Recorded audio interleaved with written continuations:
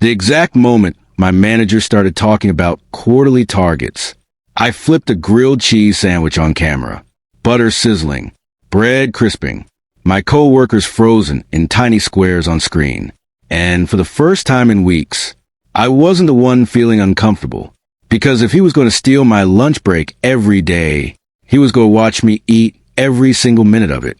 If you enjoy petty revenge stories where normal people push back against corporate nonsense in creative ways, hit like, subscribe, and stay till the end. And tell me, has a boss ever ignored your personal time like it didn't matter? Because sometimes the only way to be heard is to stop being polite. My name is Daniel. I'm 29. I work remotely as a data analyst for a logistics company based in Chicago. It's one of those jobs where everything happens through screens. Emails, Slack messages, calendar invites. Your entire existence becomes little color blocks on a digital schedule. When I started, I did something simple. I blocked my lunch hour, 12 to 1, non-negotiable, because mornings were chaos. I usually skipped breakfast, maybe coffee, sometimes a tiny mandarin orange if I remembered. By noon, I wasn't just hungry, I was shaking hungry.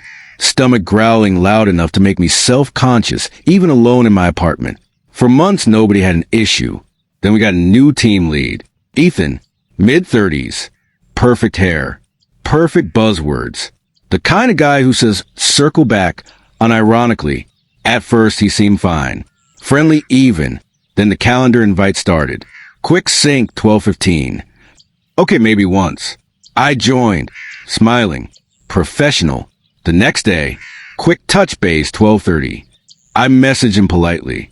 Hey, can we move these? That's my lunch block. He replied instantly. Oh, yeah, my bad. 2 days later, another one. This time when I reminded him, he said, we're all flexible here. That sentence, corporate code for, your time isn't important. So I started attending. Hungry, irritated, listening to him drone about performance metrics while my brain focused only on food.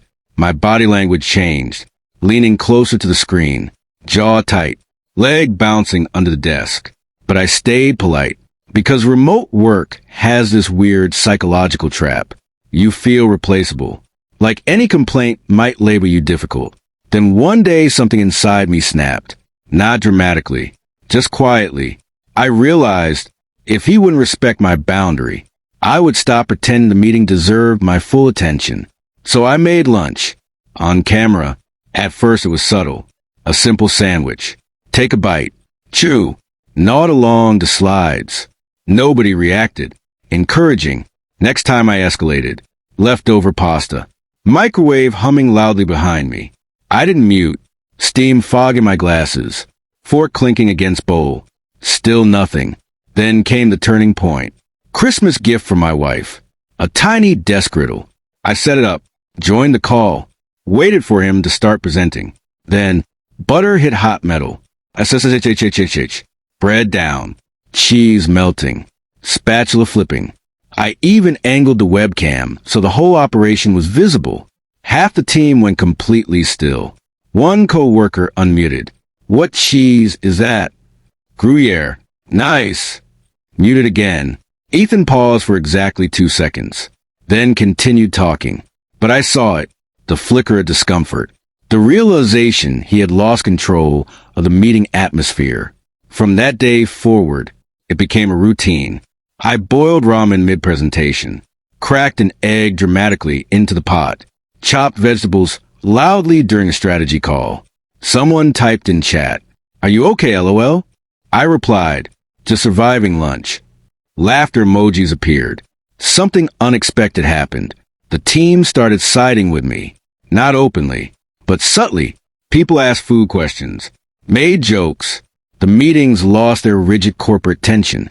They became human. And Ethan? He stopped scheduling as many. But I didn't stop cooking. Because now it wasn't just about hunger. It was about principle. Every sizzle was a reminder. Boundaries matter. Even in remote jobs. About 3 weeks later, I opened my calendar Monday morning. No 12 p.m. meetings. None Tuesday. None Wednesday. Everything moved. 11 a.m. or 1:30. No announcement, no apology, just silent surrender. I leaned back in my chair, feeling a wave of victory that was strangely peaceful, not explosive, just validating. Like finally being acknowledged without a single confrontation. Later that week, my coworker Mike messaged me privately. Dude, I tried the grilled cheese strategy with my manager. It worked. We both laughed. Apparently, petty rebellion spreads fast in corporate ecosystems. Sometimes revenge isn't about destroying someone. It's about reclaiming space, time, energy, respect, and sometimes the smartest protest looks like flipping a sandwich calmly while someone talks about quarterly growth. If the story made you smile or reminded you of your own workplace struggles, hit like, subscribe, and share it. And tell me, what's the funniest way you've ever pushed back against a boss? Because let's be honest, corporate life runs on rules, but survival runs on creativity.